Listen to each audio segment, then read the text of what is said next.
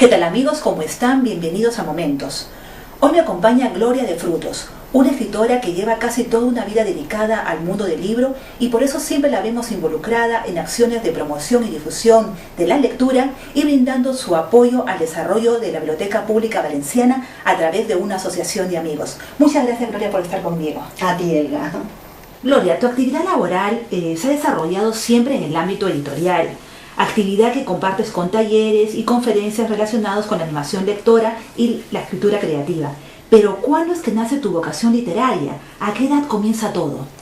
Pues empecé muy joven, pues adolescente era, cuando tenía la necesidad de escribir y lo hacía en un diario, en una pequeña agenda con una letra minúscula y ahí empecé a escribir pues las cosas que se me ocurrían.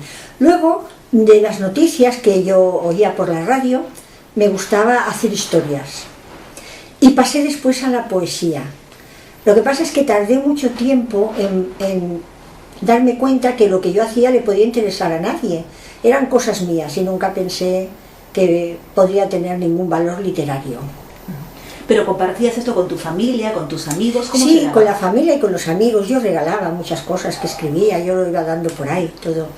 Y ya fue en Valencia cuando entré en contacto con las tertulias literarias y allí nos leíamos nuestros poemas y bueno, pues veía que gustaba lo que yo hacía y empecé a valorar de alguna manera y a tener ya ese gusanillo de publicar.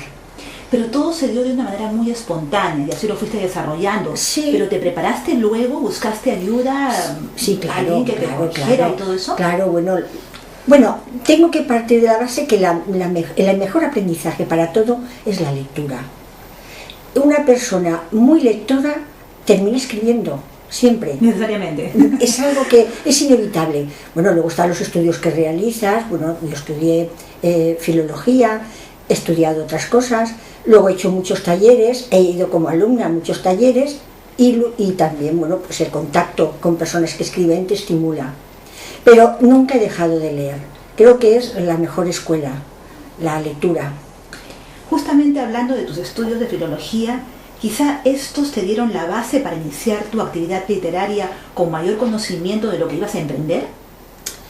No lo sé, porque yo creo que me acerqué a la filología por el afán que yo tenía, el amor que tenía en la literatura. No fue como tú dices, sino que la filología me llevara a la literatura. No, creo que la literatura, el amor a la literatura me llegó a filología. Y bueno, ya te digo que han sido las cosas a lo largo de muchos años y muy despacio, porque yo empecé a publicar ya a una edad bastante tardía y que tampoco me he puesto metas ni nada, simplemente disfrutar con lo que hacía, nada más. ¿Cómo sabes que una idea o un sentimiento debe convertirse en verso o en prosa? Pues a veces no lo sabes, pero hay una idea que te va rondando la cabeza. Y te voy a contar un ejemplo. Sí, claro. Yo tenía hace mucho tiempo, para un posible poema, una idea de siempre que un círculo se cierra, corres el peligro de quedarte dentro, pero también de quedarte fuera. Entonces yo eso era algo que tenía pensado para un poema o para un poemario, sé jugar con dentro, fuera. Hasta que un día mi hija, que es maestra de educación especial, me vino y me habló de una niña que tenían en el centro donde ella trabajaba y me dice, es que a veces anda dando círculos, con las manos atrás, va dando círculos y yo me pregunto, ¿qué símbolo puede tener ese andar en círculos? Parece como si estuviera en una línea y no sabes si estar dentro o fuera. Ella tenía una discapacidad, esta chiquita, que ya tenía 18, 19 años. Y en ese momento que mi hija me dijo eso, vi la historia. No era un poema, era una historia. Era un relato que ganó el primer premio el premio de las mujeres que hace la Dirección General de la Mujer aquí en Valencia. Y creo que fue en el año 2001. Bueno, se publica en Las Mujeres Cuentan. Y fue rápido, fue algo que yo tenía para un poema y que de repente te cuentan algo cotidiano y vi el relato y lo escribí inmediatamente. Y creo que es el mejor relato que he escrito, sinceramente. Por eso te digo que nunca sabes, tú tienes algo que lo vas madurando, estás durante todo el día pensando y de repente ves la luz, de repente ves que eso puede ser un poema o puede ser un relato. El caso es que tú tengas algo dentro, que tú tengas ahí pues material para luego poder trabajarlo. ¿Qué más le interesa a Gloria de Frutos? ¿Escribir por el placer de crear o para publicar? Siempre ha sido el placer de escribir.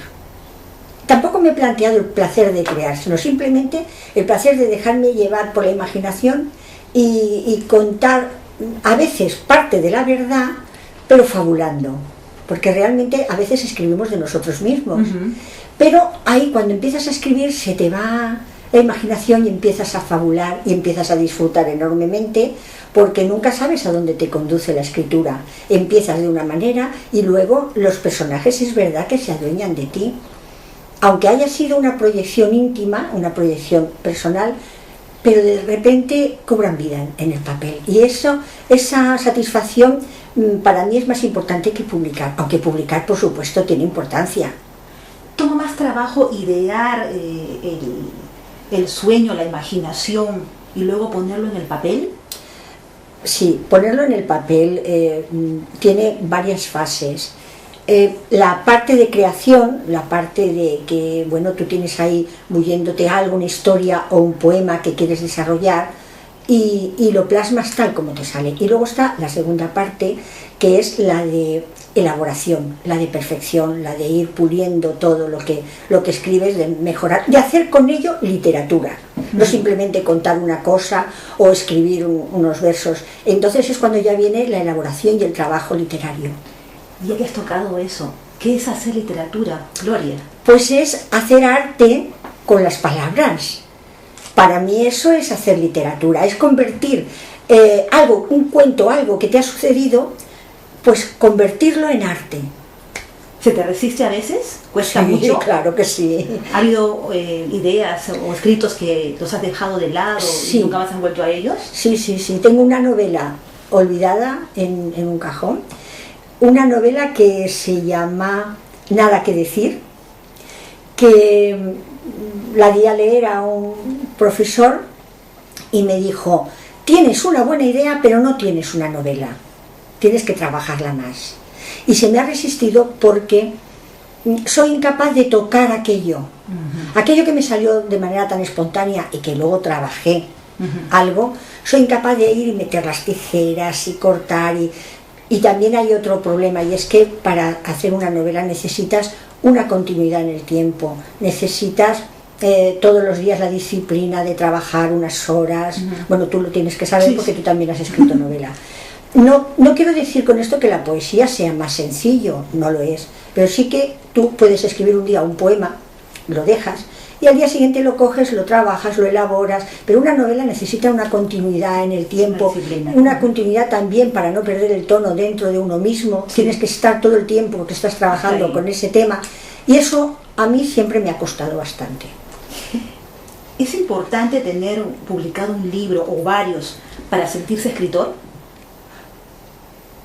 Pues sí, porque el primer libro que publiqué me hizo mucha ilusión, porque dije, vale, pues ya soy escritora, y luego cuando ya tienes dos y apareces en un índice de escritores, pues sí, la vanidad es necesaria, y yo creo que no hay por qué ser falso modesto ni nada, y hay que decir, pues sí, en ese momento yo me sentí escritor, y luego si te dan algún premio, pues ya eres lo mucho más mejor. Claro que sí, claro que sí.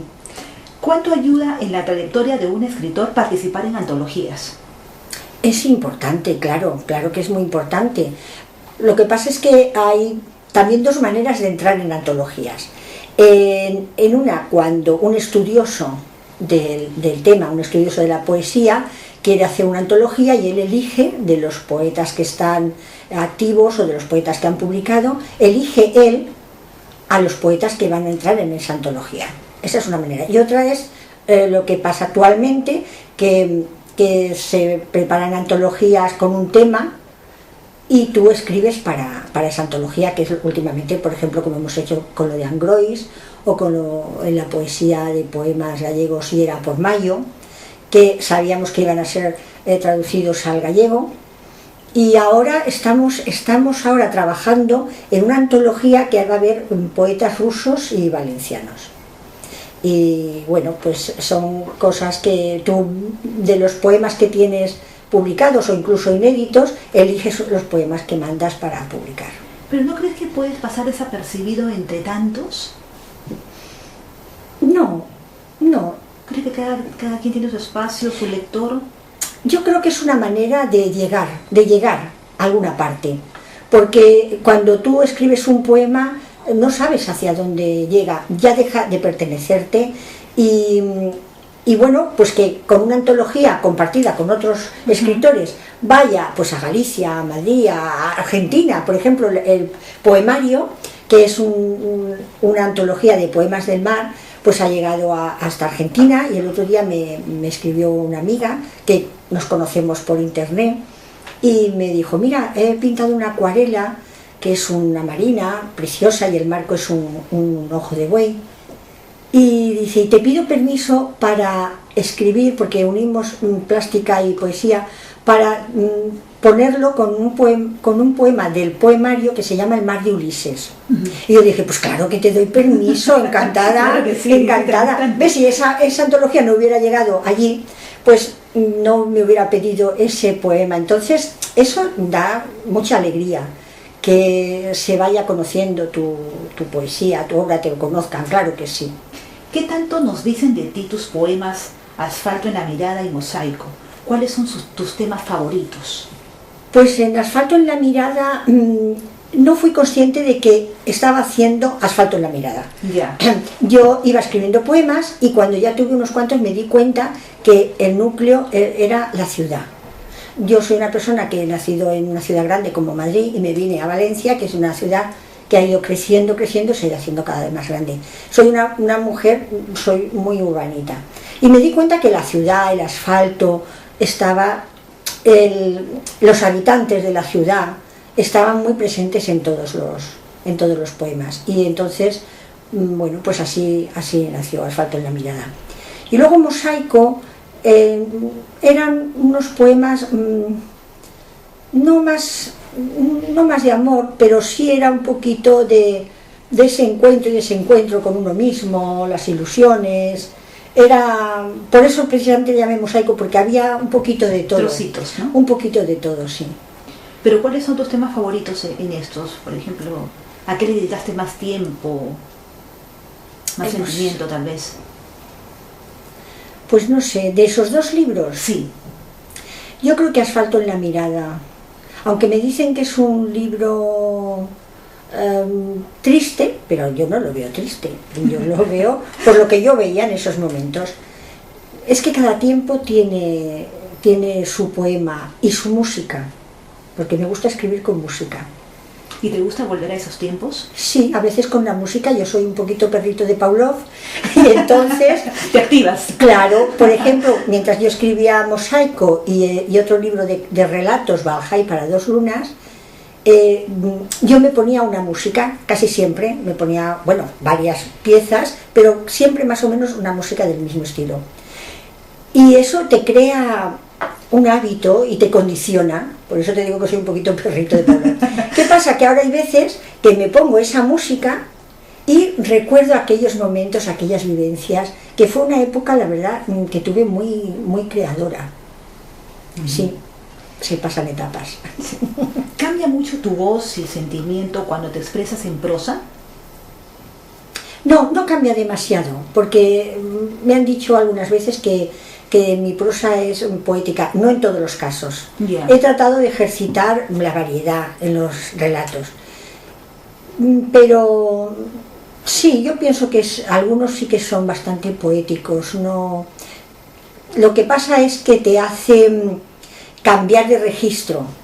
Si tú estás escribiendo poesía siempre, al pasarte a narrativa, aunque sea relato, te cuesta un pequeño esfuerzo, porque en poesía esquematizamos demasiado.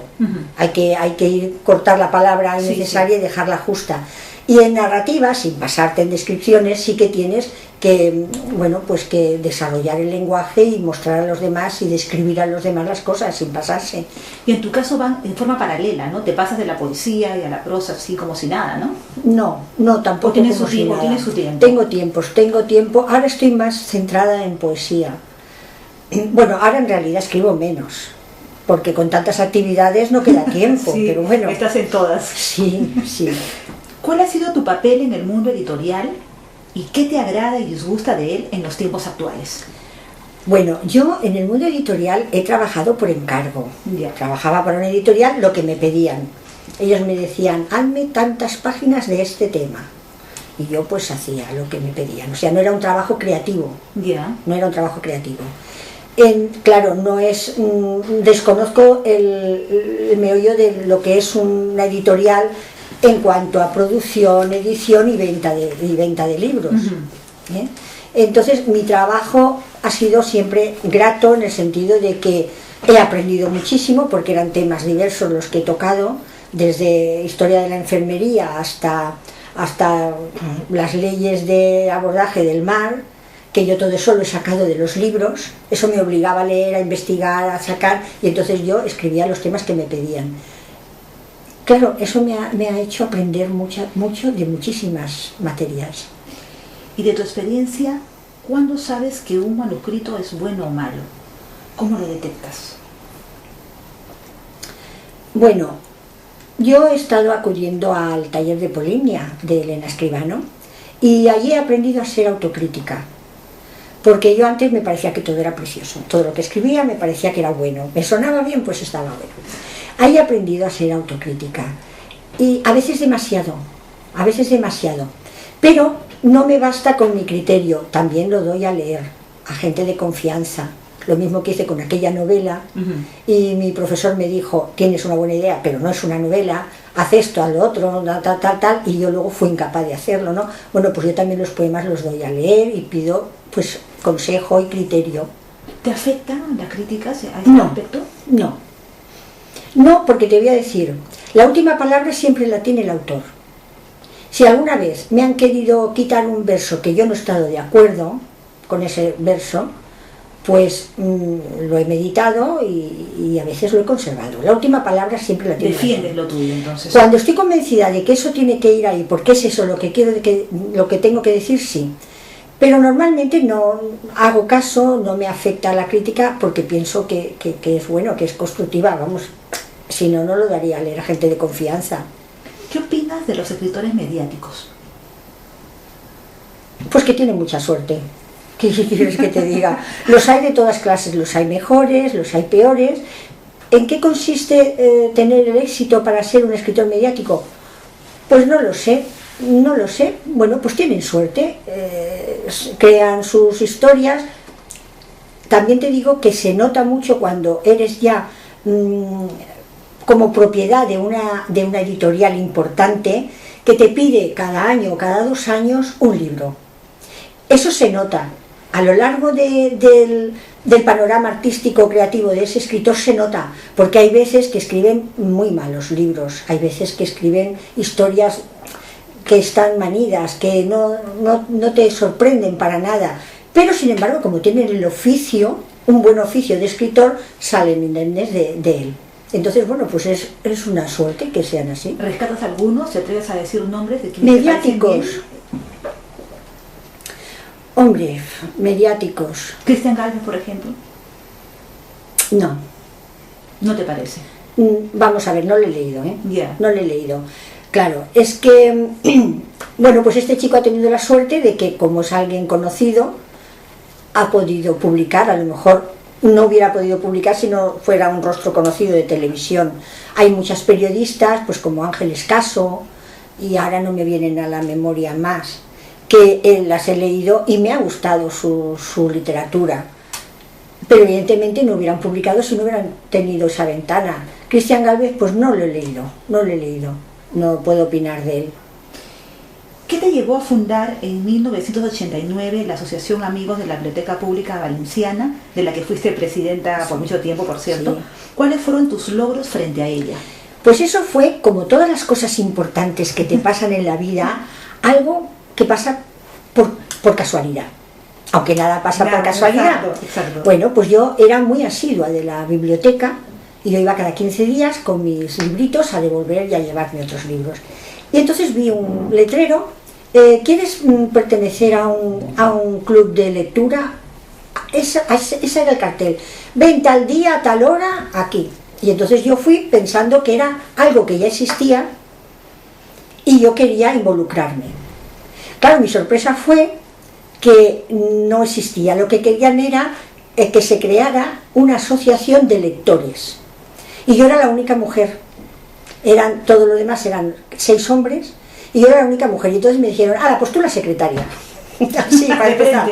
Así, ya para empezar. Entonces nada, pues todas las reuniones, elaboramos unos estatutos, hicimos pues todos los pasos que hay que dar. Realmente tengo que decir que nos ayudó mucho la entonces directora de la biblioteca, Pilar Faus, que fue miembro del Consejo Valenciano de Cultura, porque la biblioteca en aquella época tenía unos problemas. Ahora tiene otros, pero entonces tenía unos problemas.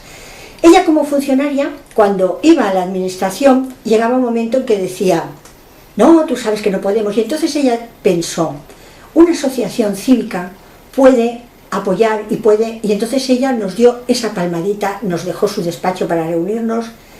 Y es verdad que la asociación, cuando ya quedó registrada y legalizada, tenía 2 objetivos.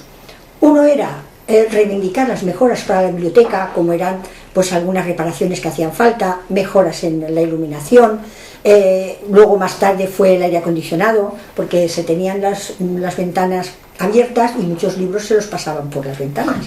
Sí, estoy hablando de hace 25 años. Sí, pícaros.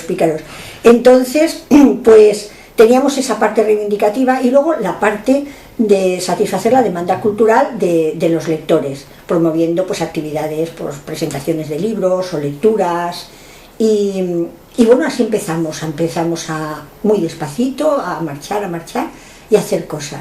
Pero sigues involucrada de una u otra forma. Claro, ahora ya lleva a otra persona en la presidencia, sigue un club de lectura que funciona muy bien y sigo involucrada más que nada sentimentalmente, porque yo he estado allí, pues a lo mejor han sido 20 años como muchísimo presidenta. Tiempo. Sí, y aquello era como mi segunda casa. Yo iba ya a la biblioteca y era, hemos conocido, después fue Carolina Sevilla, la directora, después Rafael Coloma, también fue director, ahora María Jesús Carrillo, que creo que poco tiempo, creo que va a haber una nueva directora. Y entonces pues era una familiaridad con los libros, con la biblioteca. No, de verdad no sabes lo que he aprendido yo durante esos años.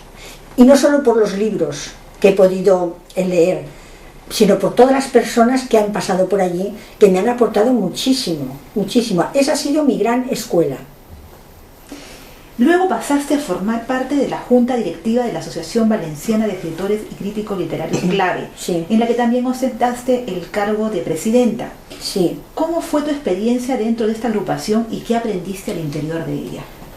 Pues muchísimo. Bueno, yo antes de pertenecer a la directiva, cuando ya tuve mis 2 libros publicados, pedí incorporarme como socia y la verdad es que entonces era el secretario José Vicente Peiró y ya empecé a ir a las reuniones y yo pues la verdad me sentía muy bien de estar rodeada con escritores. Es cuando ya empecé a sentirme escritora, porque bueno, pues la vanidad la tenemos.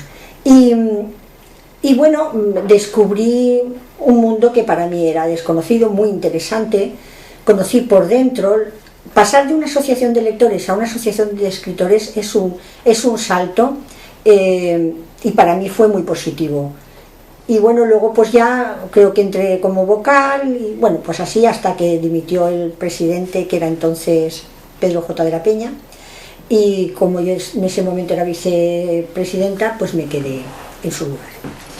Me dicen que participar en esta asociación es como pertenecer a una élite. ¿Estás de acuerdo en ello? No. Yo creo que no es para tanto. No es una élite, simplemente pues es como pertenecer a otra asociación. Bueno, pues es la Asociación de Escritores, pero hay otras asociaciones en Valencia también muy importantes, ¿sabes? Pero bueno, la asociación clave, pues quizá porque desarrolla los premios de la crítica y porque ha habido tiempos mejores en los que se han podido hacer más cosas, porque ahora, bueno, pues hay muchos recortes económicos y tampoco hay mucho apoyo moral para la cultura. Sin embargo, tú ya ves que Valencia está huyendo de cosas que se hacen, pero es por las personas que contribuyen de manera desinteresada a hacer cosas. También participas en la Asociación Mujer y Cultura. ¿Qué de especial tiene esta agrupación? Allí estuve impartiendo talleres de lectura. Sí, allí estuve, pues creo que no sé cuántas temporadas, y también me aportó muchísimo porque normalmente componían el grupo pues mujeres, amas de casa, que solo tenían pues el hábito de leer.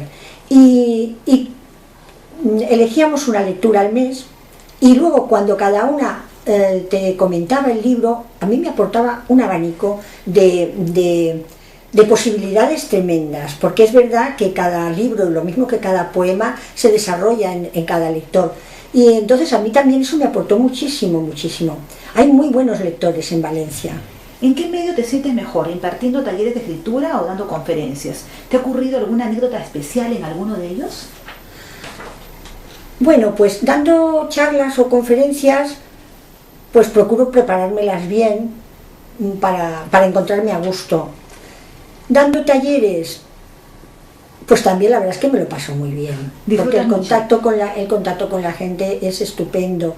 Y anécdotas, pues no lo sé, ahora en este momento no recuerdo, seguro que me han pasado cosas graciosas, pero no, ahora en este momento no recuerdo, la verdad.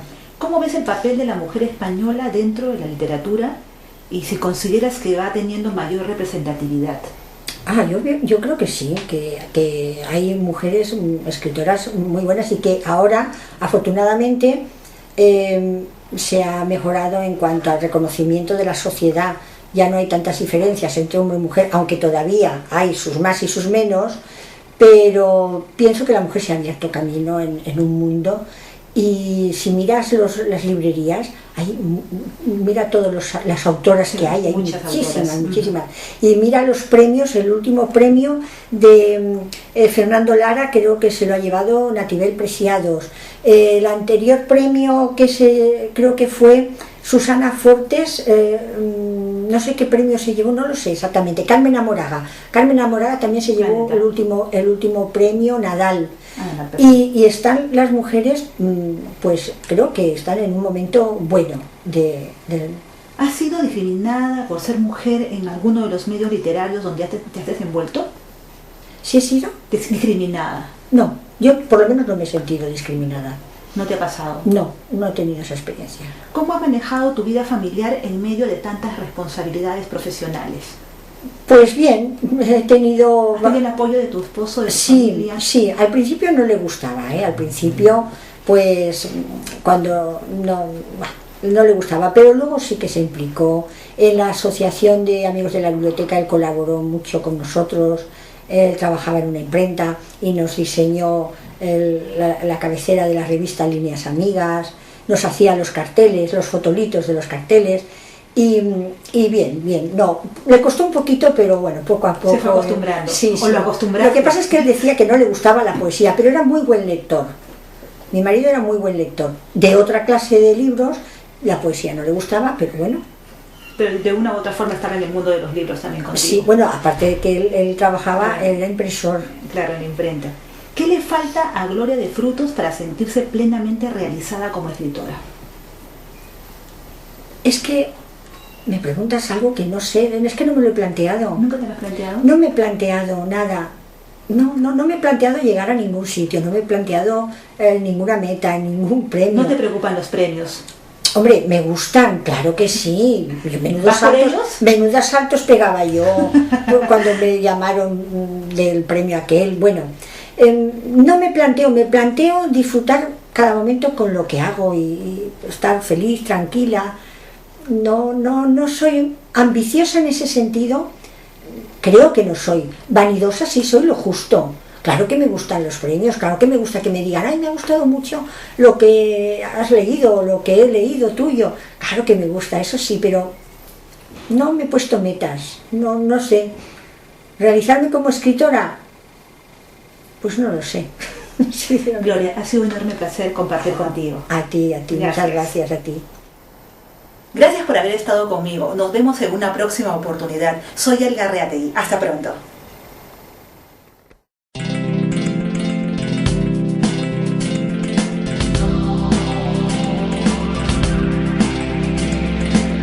Si alguien te dice que existen verdades eternas, hombres infalibles, no le creas, no le creas, no le creas. O que tu vida es escrita sobre algunas cartas o allá en las estrellas, no le creas, no le creas,